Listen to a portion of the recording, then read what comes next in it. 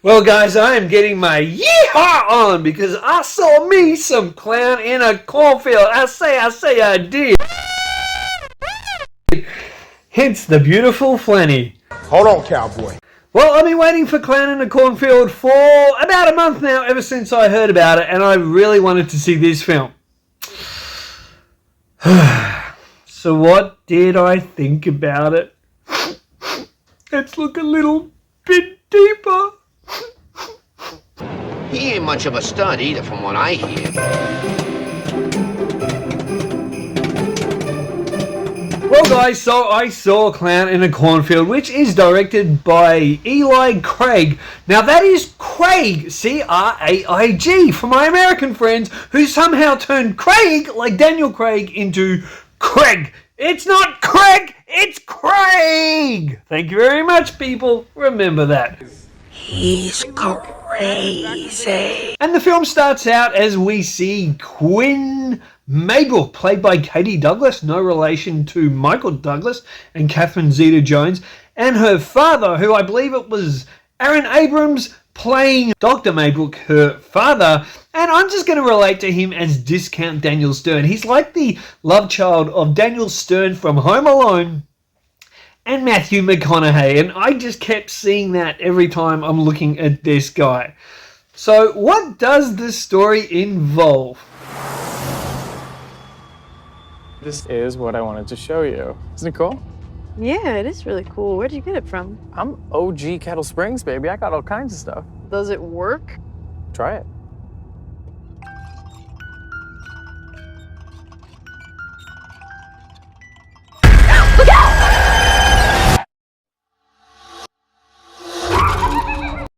Looking for a fresh start, Quinn and her father moved to the quiet town of Kettle Springs in Missouri.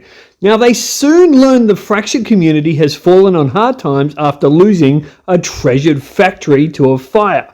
Of course, they blame the young ones for this, and well, the plot kind of tells us that through silly pranks that the younger people play, well, it possibly could be their fault. Now, as the locals bicker amongst themselves and tensions boil over, a sinister grinning clown emerges from the cornfields to cleanse the town of these burdensome, pesky little teens. And wow, is shit gonna hit the fan. Because Friendo the Clown, a symbol of bygone successes within the town, re-emerges as a terrifying scourge.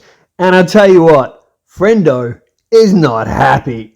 And Friendo doesn't really want any friends. And that, my Stevie Geesters, is the plot of Clown in a Cornfield. Now, it is competently directed, and I think this film is going to be liked by a lot of people. And like I stated, I went into this wanting to like it so much. But the film, to me, is bogged down in stereotypes. Now, stereotypes exist, I get it.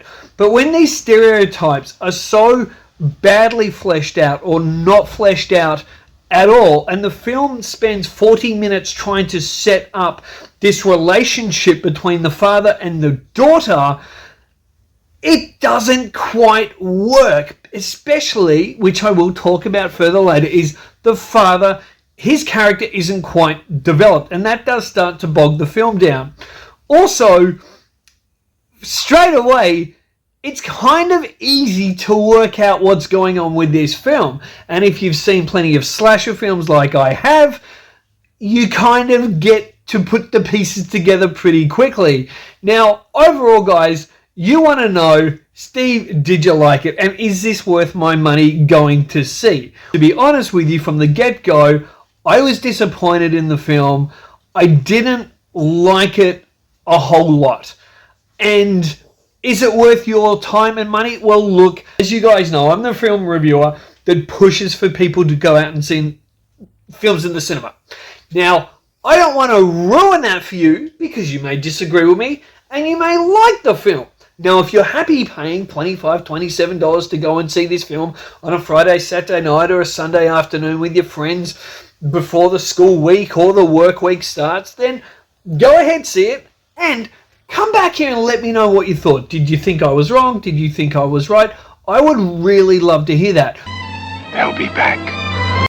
But before I go any further, and I am going to go into massive spoilers because I don't feel I can review this film without going into spoilers, but I'm going to do that at the very end of this video. But for now, let's look at the positives and the negatives. Looking at the positives, the film is confidently shot. It looks fine, the lighting's good for most parts, some part it just seems a little bit dark in places, especially in interior shots, but overall it is a nice looking film. The production design is really good, it gives you that Midwestern vibe of Missouri, and look, I'm a sucker for anything cornfield related. Hey, Signs is one of my all-time favourite films, and when you throw in a few cool barns and that country feel, I'm a sucker for that. I like it. Now, Canadian actress Katie Douglas plays Quinn Maybrook.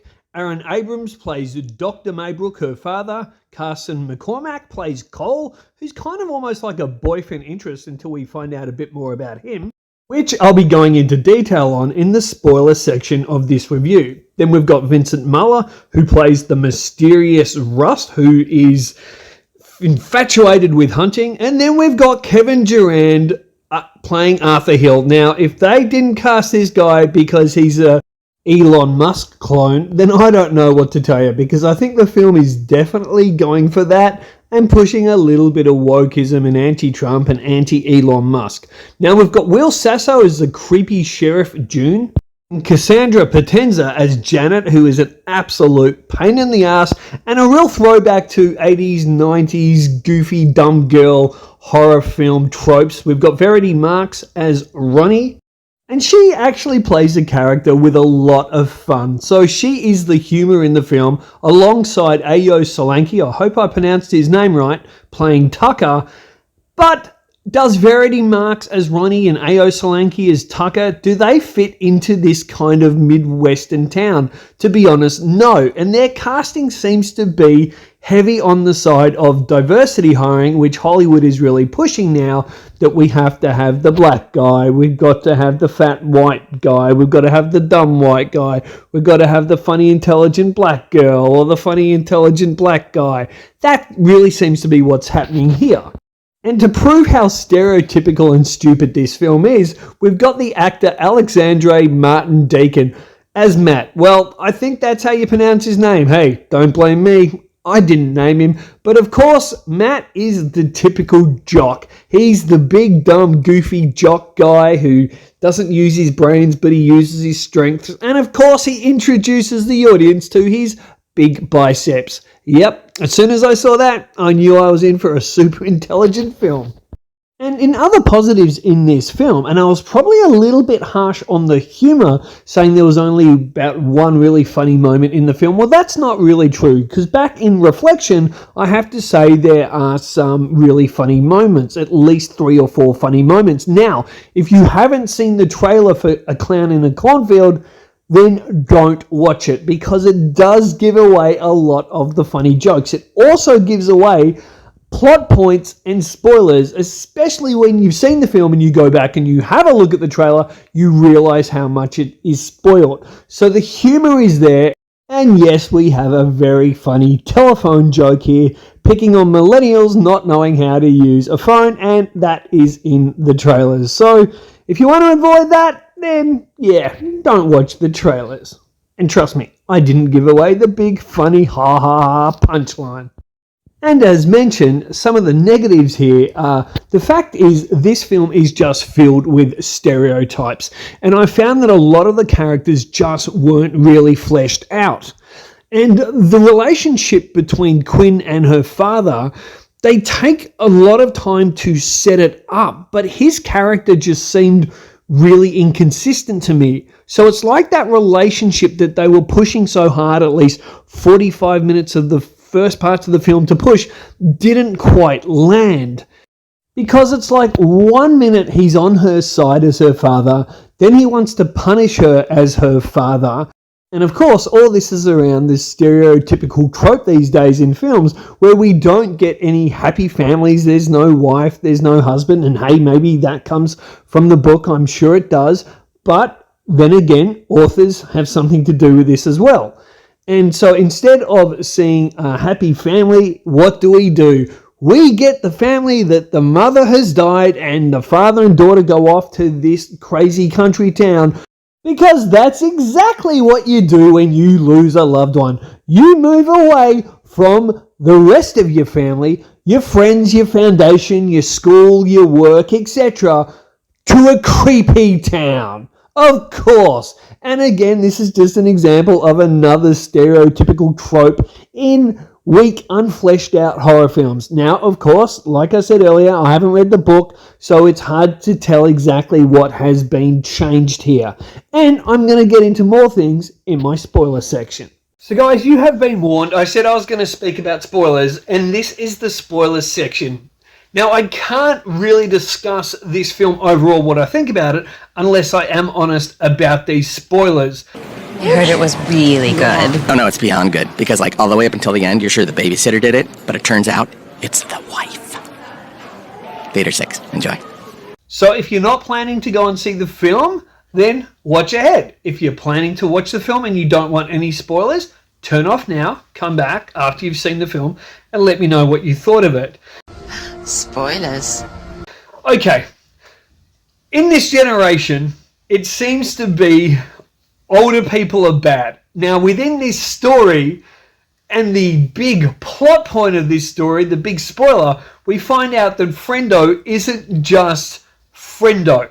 He's the entire town. Now, if you go back after you see the film and you watch the trailer, you can see that there's so many different clowns. And of course, we get tricked in this, even us older generation, we're in this TikTok generation where we don't focus and concentrate on things.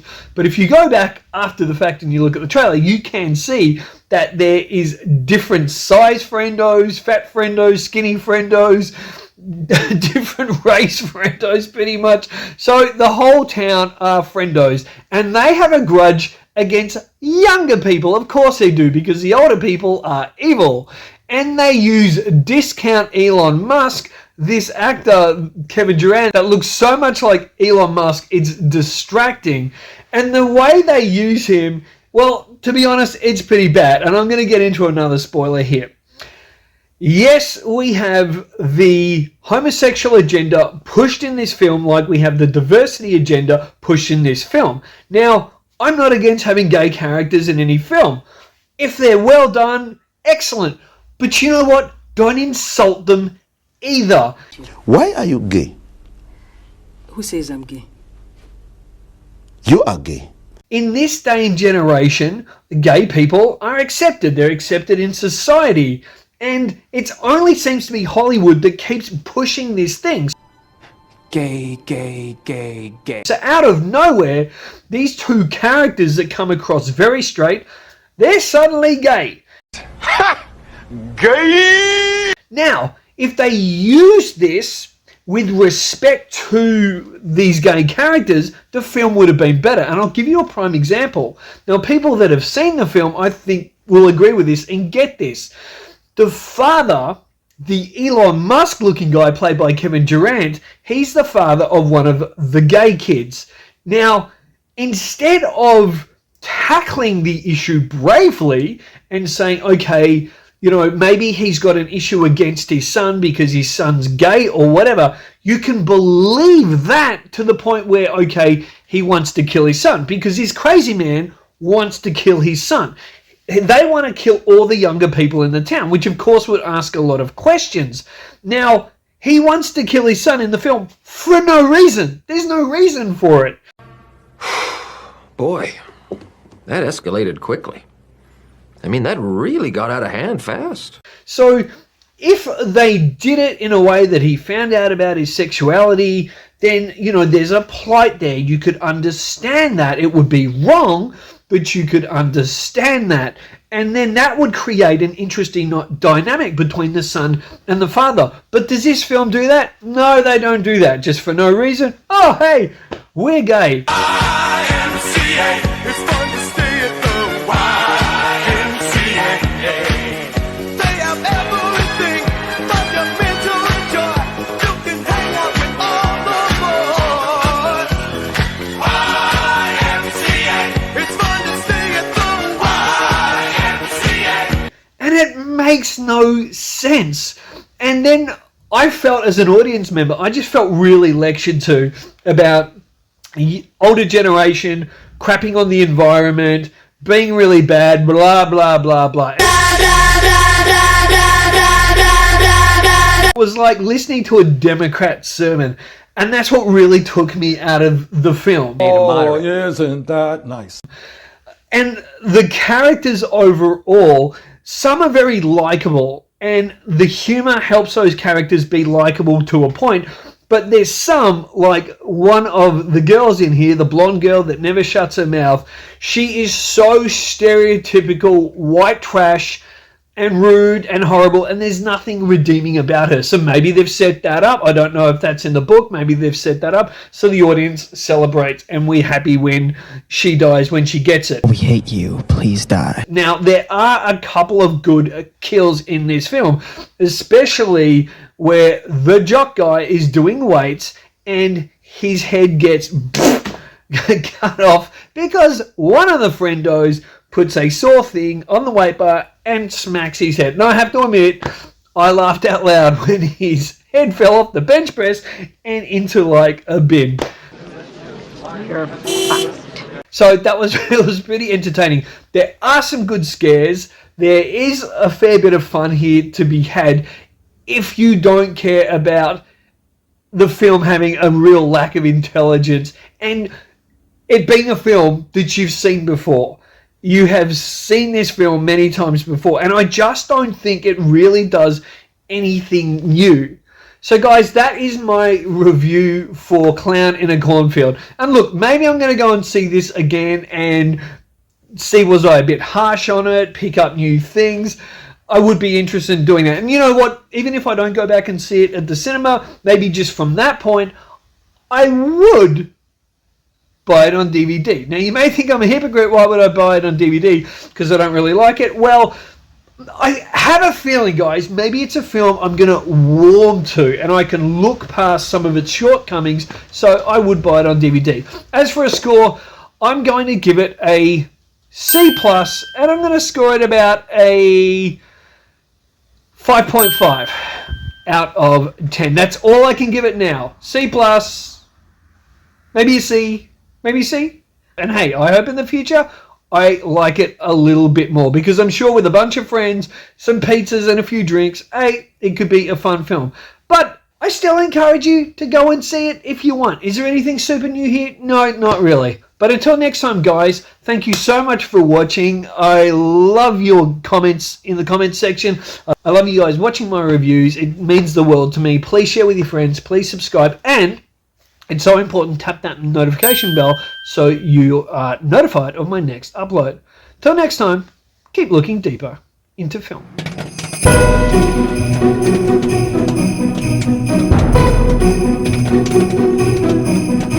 You sound like a gay.